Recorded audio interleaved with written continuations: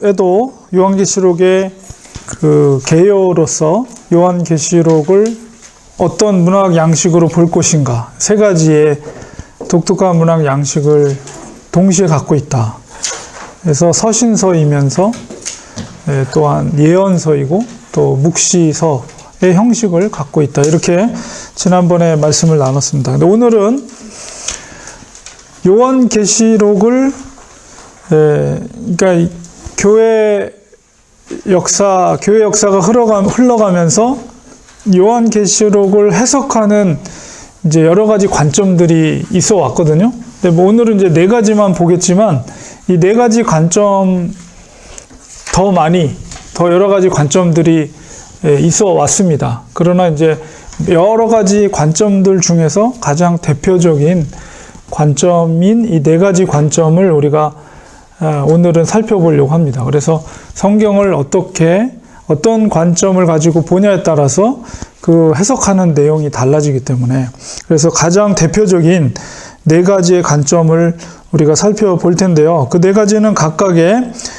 과거론적인 관점, 과거론적인 해석, 그다음에 두 번째는 미래론적인 해석, 그다음에 세 번째는 역사적인 해석, 그리고 네 번째는 이상주의적인 해석, 이렇게 네 가지 해석법을 우리가 대체적으로 가장 큰 네 가지의 해석법을 우리가 살펴보도록 하겠습니다. 첫 번째는 과거론적인 해석입니다. 이 과거론적인 해석이라는 것은 요한계시록을 요한이 1세기에 사도 요한이 그 시대의 배경, 역사적인 배경 속에서 그 모든 계시록의 내용을 해석하려고 하는 관점이에요. 그러니까는 우리가 일곱 교회, 2, 3장에 있는 일곱 교회의 그 당시 소아시아의 우리 수신처가 일곱 교회잖아요. 그래서 그 역사적인 상황과 배경 속에서 그 시점에서 모든 것을 해석하려고 하는 관점이 과거론적인 해석입니다. 그래서 이들이 물론 이제 여러 이런 관점을 갖고 있는 사람들도 여러 가지 주장이 있겠지만 어쨌든 이들은 이미 요한계시록의 예언이 다 성취가 됐다 이렇게 생각을 해요. 그래서 가장 중요한 사건이 바로 예루살렘의 멸망, 그게 70년에 있었죠. 로마의 디도 장군에 의해서 예루살렘이 완전히 멸망이 되고 바리새인이 사두개인이 다 그냥 몰살해 버립니다. 그 사건으로 인해서 수십만 명의 유대인들이 다 죽음을 맞이하게 되는 대참극이 바로 70년 경에 있었어요. 그리고 이제 그 이후에 속에서도 로마가 멸망해 가는 그런 과정, 그 모든 것이 요한계시록에 그것을 통해서 예언이 다 성취됐다라고 이렇게 주장을 합니다. 이러다 보니까 이 계시록의 저작 연대를 이 사람들은 우리가 보통 일방적으로 90년대로 보지 않고 65에서 66년경으로 그것을 이해를 해요. 왜 그러냐면 이제 그때가 네로 왕제의 핍박이 가장 심할 때거든요. 그리고 이제 예수님께서 예언했던 그 70년경의 예루살렘 멸망에 대한 그 이제 이루어지지 않은 전 시기이기 때문에 그것이 요한계시록에 있는 여러 가지 이제 재앙, 봉인된 것이 이렇게 7개 봉인된 것, 그 다음에 접시, 나팔, 7개, 그것이 다 이제 믿지 않는 자들에 대한 어떤 심판, 이런 내용들이기 때문에 이런 과정을 통해서 성취가 된 것이다. 이렇게 이해하다 보니까 저작연대를 그런 식으로 생각을 합니다. 그런데 이제 과거론적인 해석이 이제 조금 문제는 너무 지나치게 과거적으로 모든 일들이 다 성취됐다고 얘기하니까 분명히 요한계시록에는 미래적인 성취에 대한 내용도 있거든요. 근데 그런 것들을 이미 성취된 일로 이렇게 간과해 버릴 수가 있다는 것이죠. 그래서 물론 이제 기본적으로 그것이 요한계시록이 1세기 소아시아 7교회를 배경으로 해서 주어진 것이기 때문에 일차적으로 그 역사적인 배경 속에서 이해하려고 하는 것들은 긍정적인 요소로 작용할 수 있지만, 그러나 요한계시록 속에 있었던 미래적인 일들을 무조건 과거에 다 성취된 일이라고 하는 거기에 하기에는 조금 무리가 있다라는 판단이 있습니다. 그래서 이제 제가 빨간 글씨로 한 거는 다 비교할 수는 없고, 성경에 이제 여러 가지 환상 중에서 처음에 이제 7인의 재앙이 등장하는 게 5장이거든요. 그 5장을 각각 이 4가지 관점 속에서 어떻게 이해하는지 여러분이 이해하기 쉽게 그 부분 한 부분만 그 설명을 제가 해드렸어요. 그래서 7인의 재앙 5장에 등장하는 그것에 대해서 이 과거론적인 해석은 어떻게 이해를 하냐면, 7인으로 봉인된 두루마리가 이제 펼쳐지는 거잖아요. 그것은 예루살렘을 향한 하나님의 판결문인데, 7인의 개봉은 바로 유다와 로마 전쟁 시에 있을 유대인들이 겪었던 그런 환란을 묘사한 것이다, 이렇게 해석을 합니다.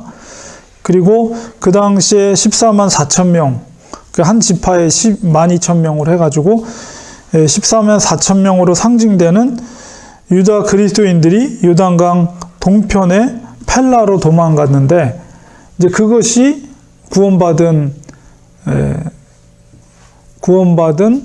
백성의 숫자다, 이렇게 이해하죠, 그 사건을.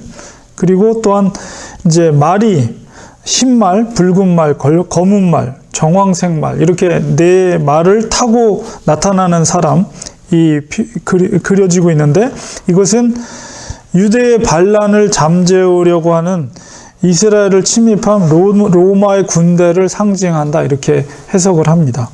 그래서 그때 피 흘림과 내전과 기근, 죽음, 그래서 궁극적으로는 예루살렘의 파괴로 이어졌다라고 해석을 하죠. 그래서 요한계시록을 그런 식으로 해석을 합니다. 두 번째 관점은 미래론적인 해석입니다.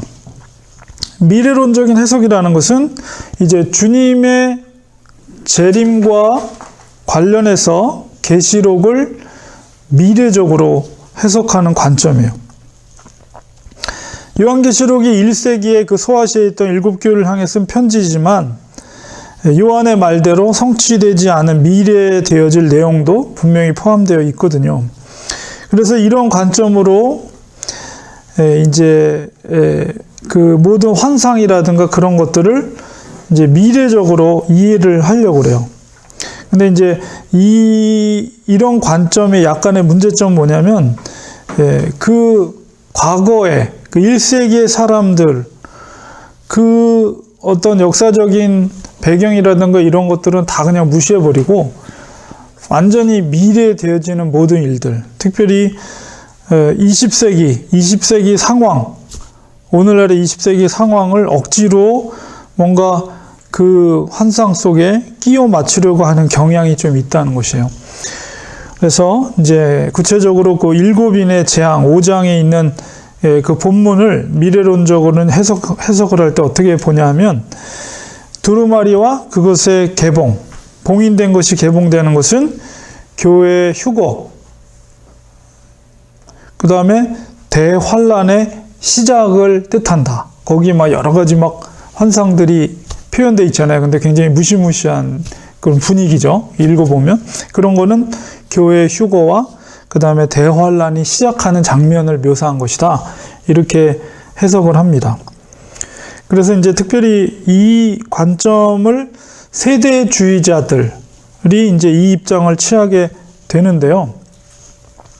이거는 이제 다음 주에 우리가 살펴보게 될 천년왕국에 대해서 살펴볼 텐데, 이 세대주의자들이 갖고 있었던 천년왕국의 관점은 전천년설입니다. 전천년설이라는 것은 천년왕국 전에 예수님이 재림을 한다, 이런 의미를 전천년설이라고 하거든요. 그래서 천년왕국이 시작하기 전에 예수님이 재림을 하시고, 그 환란, 7년 대환란이 그 앞서서 있는데, 그 환란을 잊기 전에 교회가 휴거가 된다. 그래서 믿는 자들은 그 환란을 받지 않고 휴거가 된다, 이렇게 설명을 합니다. 그리고 14만 4천 명의 유대인들이 마지막 때에 인침을 받아서 구원을 받는다라고 보아요. 그래서 이분들의 특징은 문자적으로 계시록을 보는 경향이 있습니다. 그리고 종말의 때 적그리스도가 흰말을 타고 정복하려고 시도하며 또 전쟁과 기근과 우주적인 곤경, 무슨 핵전쟁이라든가 이런 것이 따를 것이다 라고 봅니다. 그래서 이제 세대주의라는 것이 어떤 이제 조금 나중에 제가 천년왕국이나 아니면 조금 더 자세히 설명해 드릴 텐데요. 그냥 아주 기초적인 것만 제가 설명을 다뤘습니다. 세대주의가 1890년대 처음에 어떤 제가 그 창시자 이름을 제가 기억이 안 나는데 그 사람이 이제 기존의 개혁주의, 전통주의 교단에서 뭔가 탈퇴하면서 뭐 이렇게 분파를 만들어요. 그래서 자기들끼리 모여가지고 이제 성경 공부를 하고 이런 식으로 해가지고 그런 분파주의가 생기게 됐는데요. 가장 중요한 것은 말 그대로 인류 역사를 7세대로 구분을 합니다. 그래서 무죄시대, 창조부터 뭐 인류의 타락 전까지, 그 다음에 양심의 시대, 인류 타락부터 노아까지, 그 다음에 인간 통치 시대, 이거는 노아부터 아브라함까지, 그 다음에 약속 시대, 아브라함부터 모세까지, 그 다음에 율법의 시대, 모세에서 그리스도까지, 그 다음에 은혜의 시대, 지금이 은혜의 시대라고 그래요. 그리고 이제 왕국 시대, 이거는 이제 천년왕국, 예수님의 재림과 함께 시작될 천년왕국을 이제 이렇게 시대를 7시대로 구분하고 지금이 이제 6번째 은혜 시대다 이렇게 이야기를 합니다. 그렇게 역사를 7개로 구분한 다음에 그 시대마다 하나님의 통치의 원리가 다르다는 거예요. 그리고 그 백성들의 구원의 방법들도 다르다라고 주장을 합니다. 그러니까 지금은 은혜의 시대이기 때문에 예수님을 믿으면 구원을 받을 수 있지만 이 다른 시대, 뭐 무죄 시대라든가 양심 시대라든가 이럴 때는 구원의 방법이 달랐다는 거예요. 근데 우리 개혁주의는 그렇지 않잖아요. 하나님의 은혜로 오직 예수 그리스도의 그 믿는 믿음을 통해서 구약 시대든 신약 시대든 동일한 은혜를 받고 구원받을 수 있다는 것이 개혁주의인데, 이 세대주의는 이 시대별로 7개로 구분해가지고 그 시대마다 하나님께서 그 백성들을 통치하는 방식이 달랐고 구원의 방법이 달랐다라고 주장을 합니다. 그래서 지금은 이제 은혜 시대에 살고 있다. 또 이제 뭐 휴거 후에 뭐 천년왕국 시대가 도래할 것이다. 이렇게 봅니다. 그래서 세대주의자들은 계시록을 문자로 보는 경향이 있어요. 그래서 지금 이제 그들이 믿고 있는 것은 뭐냐면 신사도 운동도 이제 비슷한데요. 이제 세대주의자는 이스라엘의 예루살렘 성전, 제3성전이라고 그러죠. 제3성전. 지금 원래 지금 예루살렘 성전이 있던 자리에는 지금 황금 사원, 이슬람 사원이 있다고 그래요. 정확하게 위치가 조금 뭐 겹쳐 있다고 그래요. 그래서 그 제3성전을 짓기 위해서 유대인들도 그렇고 이제 여러 이제 이 주장을 믿는 사람들이 그 예루살렘 성전이 재건이 되면, 제3성전이 재건이 되면 그리스도의 재림과 천년왕국이 도래하고 세계의 종말이 온다라고 믿습니다. 그래서 그 성전을, 예루살렘의 성전에 지어지는 것을 아주 촉각을 세우고서는 어떻게 진행이 되는지 그거를 유심히 바라보면서 종말의 때를 계산을 하는, 그렇습니다. 그래서 미래론적인 해석은 그런 특징을 갖고 있어요. 그 다음에 세 번째는 역사적인 해석입니다. 이 역사적인 해석이라는 것은 뭐냐면 주석가 자신이 처한 세상의 형편과 교회 상황에 따라서 그것을 해석하려는 관점이에요. 이 관점은 요한계시록을 실제로 이 세상에 일어난 일에 대한 예언으로 보는 것입니다. 그래서 요한계시록에 기록된 일들을 역사적으로 중요한 사건들과 일치시키려는 입장이에요. 그래서 이런 의미에서 본다면 이제 짐승이 이제 교황이 될 수도 있고, 그 다음에 666이라는 것이 오늘날의 뭐 인체에 삽입하는 베리칩이 될 수도 있습니다. 또 이러한 입장에서 뒤에 나오는 아마겟돈 전쟁인 그것을 다 역사적으로 이렇게 되어온 일들을 하나씩 대응을 하는 거예요. 그 환상들이나 이런 것들을. 그래서 아마겟돈 전쟁은 중동 전쟁이나 혹은 제3차 세계 대전 이런 것으로 이제 해석을 하기도 합니다. 그래서 많은 역사적으로 보면 많은 큰 재앙들이 일어날 때마다 이런 계시록의 내용들과 그런 재앙들이라든가 그런 경험들, 자신들의 경험들을 연결시키려는 많은 시도들이 있어 왔어요. 예를 들면은 중세 시대에 유럽에 흑사병이 퍼졌을 때 어마어마한 숫자가 죽었다고 그러잖아요. 3분의 1인가요? 유럽 인구의 엄청난 숫자의 인구가 죽을 때 그것도 성경에 나오는 정황색 말, 그 네 번째 정황색 말이 사망이라기도 하고 뭐 이런 식으로 설명되어 있거든요. 그러니까 그 네 말 탄 사람들이 역사적인 어떤 큰 중요한 사건들을 구체적으로 언급을 하면서 정황색 말을 탄 것이 바로 이 무서운 전염병이었다, 흑사병이었다, 이렇게 해가지고 지금이 그 요한계시록의 시대 속에서 지금은 어느 시대, 환상이 어느 시대이다. 그래서 앞으로 몇 년 후에 예수님이 재림할 것이다. 뭐 이런 것을 추측하는, 여러분이 인터넷 검색해보면 그렇게 도표를 그려서 이렇게 막 배포하는 사람들이 있어요. 잘 모르는 사람들은 야, 이거 대단하다 이렇게 볼 수 있지만은 조심해야 됩니다. 그래서 이제 베리칩을 저희가 어떻게 해석을 해야 돼요? 베리칩은 아무것도 아니에요. 그러니까 저희들이 만약에 세상이 그런 식으로 만약에 변화가 되면 모든 사람들이 특히 지금 미국에서는 많이 이렇게 지금 되고 있잖아요. 지금 그 의료보험이나 뭐 이런 거 그 우범 개혁, 의료 그 개혁을 할 때도 그 안에 그 베리칩에 관련된 그런 것들이 포함이 돼 있다고 저는 들었거든요.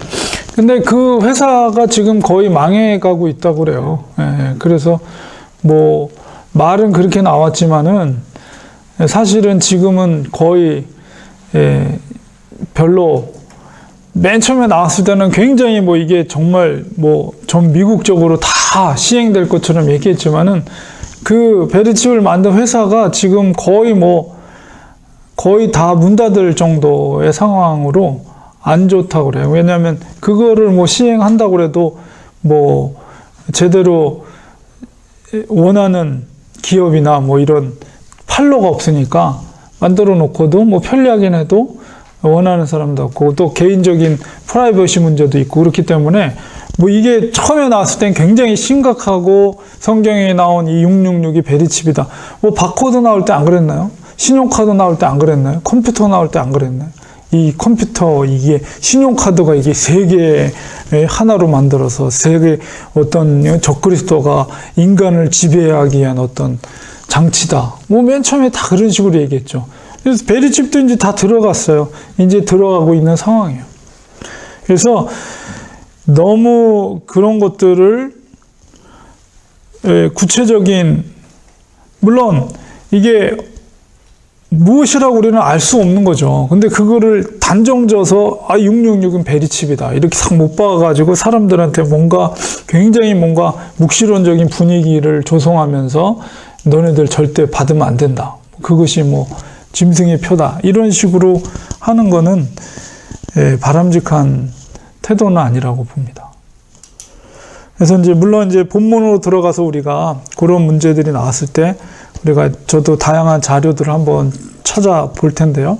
그래서 이제 그런 해석법이 바로 역사적인 해석법이 바로 그런 거예요.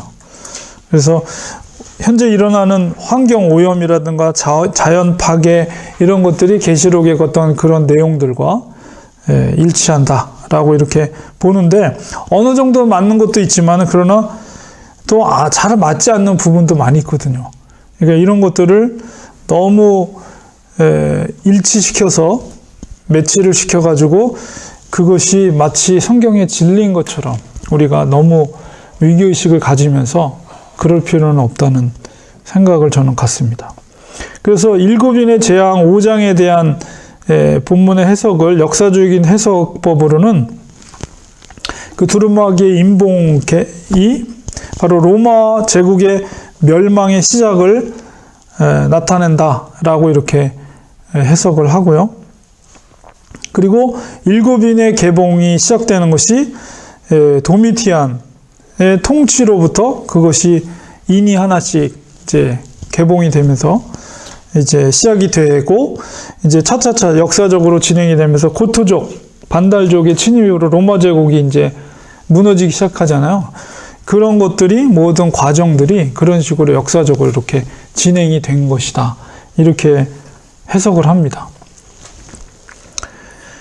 그리고 이제 네 번째는 이상주의적인 해석입니다. 이것은 계시록에 있는 여러 가지 환상이나 이런 것들, 상징들을 구체적인 역사성을 무시하고 요한계시록을 하나님과 사탄, 그러니까 교회와 불신 세상, 그다음에 선과 악 사이의 대결로 이해하려는 관점입니다. 그래서 이 관점은 요한계시록의 내용을 역사적인 사건과 일치시키려고 하는 것이 아니고 하나님께서 일하시는 방식으로 그것을 이해하는 입장입니다. 그래서 사탄의 결박 이런 것이 나오잖아요. 뭐 사탄의 결박 이런 것들도 실제적으로 사탄을 무적행에서 가두어두는 것이 아니라 하나님의 진리로 사탄의 세력을 결박하는 것이고, 그 다음에 천년왕국도 실제로 의인들이 통치하는 문자적인 천년왕국이 아니라 교회 시대를 상징하는 것으로 봅니다. 그러니까 이제 이 입장이 바로 무천년주의의 입장이 바로 이 해석법이에요. 그래서 종교개혁자들이 켈빈이나 이런 사람들이 이 입장을 가지고 있어요. 천년왕국을 무천년의 입장에서 보는 것이 지배적이었고요. 그렇고 계시록에 있는 일장의 주님의 모습, 그것도 주님의 실제적인 모습이 아니라 교회의 인상적인 교훈을 주기 위해서 나타난 상징적인 모습으로 보고 있습니다. 그리고 이제 4장이나 5장의 그 어린 양의 등장도 상징적으로 해석할 때 그런 환상의 이질성을 극복하기가 더 쉽다는 것이죠. 그래서 알렉산드리아 학파는 이런 식으로 어려운 내용을 대할 때 상징적으로 처리하는 것이 전통이었습니다. 그래서 일곱인의 재앙 5장에 대한 이상주의적 해석은 두루마리와 그것의 임봉을 떼는 것은 하나님께서 인간을 다스리는 것으로 의미를 했고, 그 다음에 이들은 특히 역사 전반에 걸쳐서 등장하는 전쟁, 그리고 순교, 그리고 심판의 사이클에 주목을 하였습니다.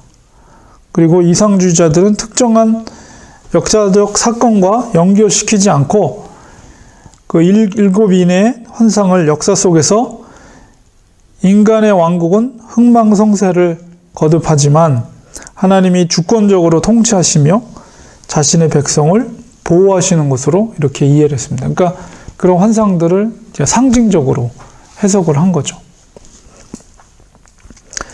물론 이제 그런 문제점도 있어요.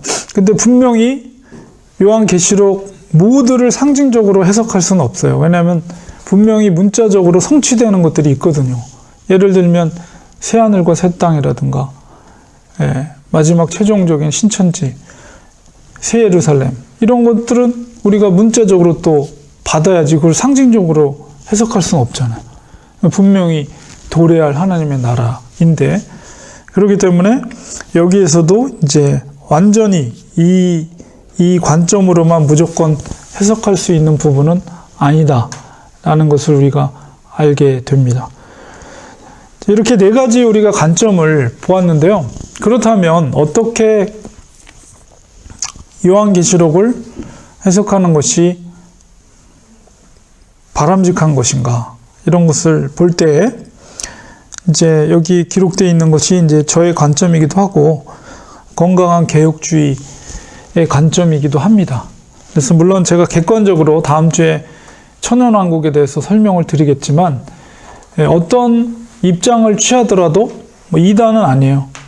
왜냐하면 성경이 우리에게 계시하는 바가 뭐 어떤 것이 옳다라고 분명하게 우리에게 정확하게 계시하지 않기 때문에 여러 가지 관점에 따라서 천년왕국을 바라보는 이제 해석법이 다르거든요. 그래서 어떤 입장에 있든지 간에 이단이랑은 상관없는 이야기지만 그러나 이제 다 문제점은 있어요.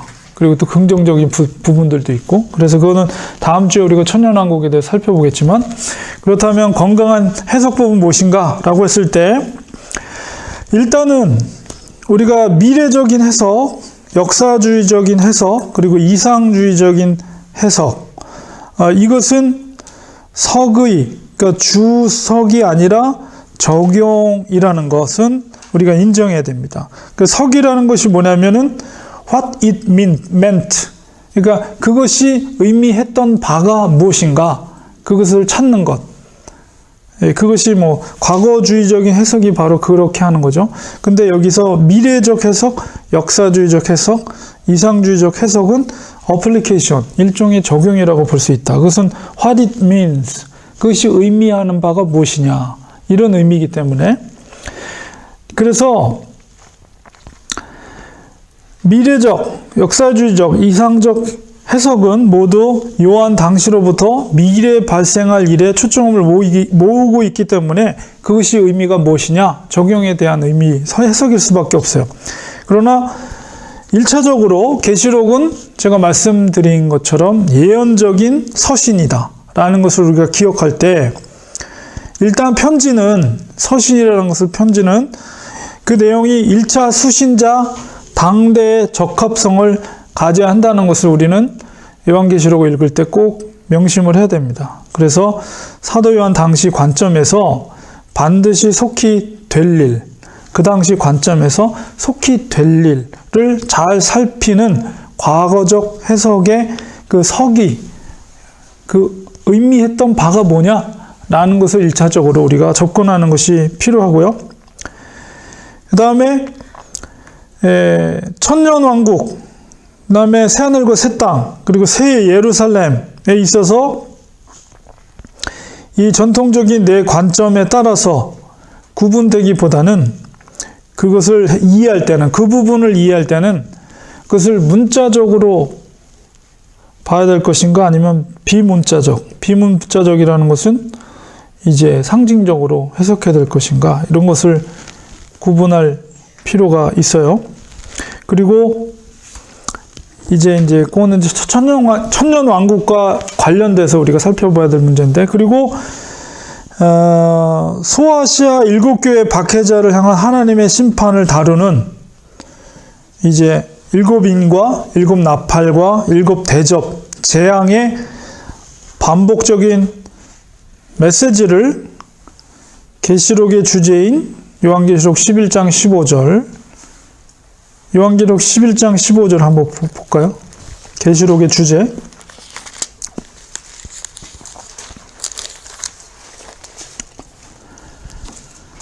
요한계시록 11장 15절에 요한계시록의 주제입니다. 7째 천사가 나팔을 불매 하늘에 큰 음성이 나서 이르되 세상 나라가 우리 주와 그의 그리스도의 나라가 되어 그가 세세토록 왕노릇 하시리로다.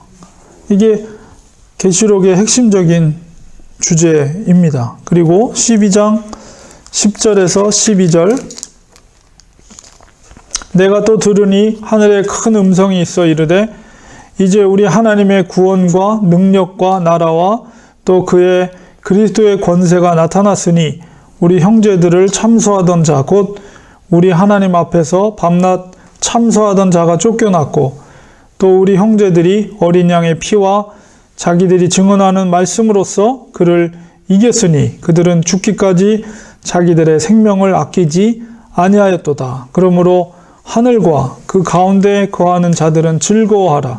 그러나 땅과 바다는 화 있을진저 이는 마귀가 자기의 때가 얼마 남지 아는 줄을 알므로 크게 분내어 너희에게 내려갔음이라 하더라. 이게 이제 계시록의 주제인데요. 그것과 관련해서 볼 때에 7인, 7인과 7나팔, 7대접 이게 계속해서 연결되면서 계속 이어지거든요. 그런 재앙의 이야기들이 볼 때 박해 가운데서도 그러나 이 주제의 내용 구조를 우리가 생각하면서 그것을 이해할 때 하나님 나라의 승리적인 진군 그런 메시지가 소망의 메시지가 담겨져 있다라고 했을 때 후천년적인 무천년주의가 설득력을 갖습니다. 이건 여러분이 이해하기 어렵죠? 이거는 다음 주에 제가 설명을 드릴게요. 이거는 그래서 계시록에 자주 등장하는 상징은 요한 당시에 독자들이 잘 알고 있던 상황을 염두에 둔 것이거나 혹은 구약에서 빌려온 것입니다. 왜냐하면 예언서의 형식을 갖고 있기 때문에 구약의 예언서를 빌려온 것이다. 그래서 그 당시의 역사적인 해석이 우선적으로 필요한 것입니다. 그 상징이 사용된 구약의 문맥을 고려할 필요가 있고요. 그 다음에 문자적으로 해석하지 말고 여러 가지 환상들이 있잖아요. 그걸 문자적으로 해석하지 말고 상징적으로 해석을 하되 상징이 가지는 1세기 당시의 역사적인 지시성 이게 무슨 말이냐면 도대체 그 상징적인 이미지 뭐 용이라든가 뱀이라든가 뭐 666이라든가 이런 것이 그 당시 1세기에 역사적으로 지시하는 바가 뭔가 1차적으로 그것을 우리가 연구할 필요가 있다는 거예요. 그래서 그것을 찾으려는 노력을 해야 된다는 것이죠. 그리고 다시 한번 요약을 하면 요한 당시의 관점에서 속히 일어날 사건을 예언한 계시록의 메시지를 과거 즉 1세기 문맥에서 살펴본 후에 특히 이상주의적인 해석의 도움으로 우리 시대에 적용하는 것이 바람직하다.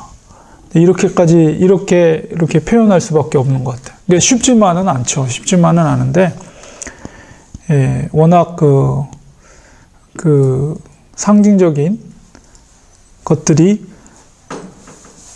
설명이 부족하기 때문에 우리가 정확하게 알 수는 없지만은 그러나 이런 관점과 이런 과정을 통해서 우리가 계시록을 이해할 때 건강하게 우리가 해석할 수가 있다. 이렇게 볼 수가 있는 것입니다. 그래서 우리가 이제 다음 주에 천년왕국을 보고 그 다음에 이제 본문으로 들어갈 텐데요. 이제 이런 관점을 가지고 이런 원리를 가지고 우리가 본문을 살펴볼 것입니다. 그래서 우리가 요한계시록을 해석하는 관점은 이렇게 크게 4가지 가장 큰 역사적으로 볼 때 과거론적인 미래론적인 그리고 역사적인 그다음에 이상주의적인 관점 속에서 성경을 해석할 수 있구나 이런 것을 여러분이 이해하시면서 건강하게 우리가 해석할 수 있는 관점까지 우리가 살펴봤습니다. 그래서 오늘은 여기까지 하고요. 다음 주에 이제 가장 많은 차이가 나는 천년왕국에 대해서 우리가 살펴보도록 하겠습니다. 목사님, 성당에서는 어떻게 해석하나요? 성당이요? 네. 성당 아마 성당에서는 후천년설 제가 다음 주에 또 관련돼서 설명을 드릴게요. 그렇게 보는 거로 기억을 하고 있습니다. 그러니까 저도 아까 목사님이 말씀하셨듯이 그 제3의 성전이 세워지면은 예수님이 재림하신다고 이제 그렇게 유대인들이 말한다고 하셨잖아요. 지금 유대인들 지금 추진을 하고 있잖아요. 그렇죠. 예. 성전을 짓기 위해서. 예. 그래서 지금 그 황금동 있는 그 사원을 언젠가는 자기들이 찾아서 허물고 거기다 제3성전을 이제 짓는다는 거 아니에요. 네. 근데 저기 유대인들은 뭐 믿는 사람도 있겠지만 예수님의 존재를 부정하는 사람들이 많잖아요. 유대인들은 인정을 하지 않잖아요. 예수님이 메시아라는 것을. 그러니까 그런 운동들은 이제 그 메시아닉 주를 중심으로 해서 이게 메시아닉 주는 뭐냐면 유대인들 중에 예수님을 믿는 사람들이 굉장히 많이 일어나고 있어요. 그래서 그 사람들을 위주로 해서 지금 제사성전에 관련된 것을 그렇기도 하고 그냥 그 과거의 그 다윗의 그 성전, 솔로몬의 성전을 회복해야 된다라고 유대인들은 또 주장하는 사람들도 거기에 동참한 사람들도 있고. 그래서 유대인들이 원하지 않겠어요? 원하죠. 제사 제도가 제일 중요한 건데. 뭐 그것 때문에 또 계속 싸우고 있는 거 아니에요? 그렇죠. 그러니까 왜냐면 근데 만약에 자기 땅이면은 뭐 지으면 되는데 지금 이제 거기가 예루살렘이 기독교의 성지일 뿐만 아니라 이슬람의 성지이기도 하고 그렇기 때문에 함부로 할 수가 없는 상황이니까 이러지도 저러지도 못하고 그냥 통곡의 벽에다만 손을 대고 기도하고 있는 거죠. 네. 그때가 언젠가 올 것이다. 우리는 궁금해 죽겠네요. 예. 근데 그게 이제 어떤 관점을 갖고 있느냐에 따라서 그게 중요한 사건일 수도 있지만은 별로 의미가 없는 사건일 수도 있어요. 오실 거니까 예. 깨어서 기도하라 그거밖에 없네요. 네. 더 자세한 그렇죠. 믿죠. 맞아요. 이렇게 깨어서 기도하는 것밖에 없어요. 깨어서 기도하는 것밖에. 깊이 깼다 보면요, 이게 예. 정신 없어. 그러면 예. 한이 없어 진짜. 너무 힘들어 이거. 기도하고 마치겠습니다. 하나님 감사합니다.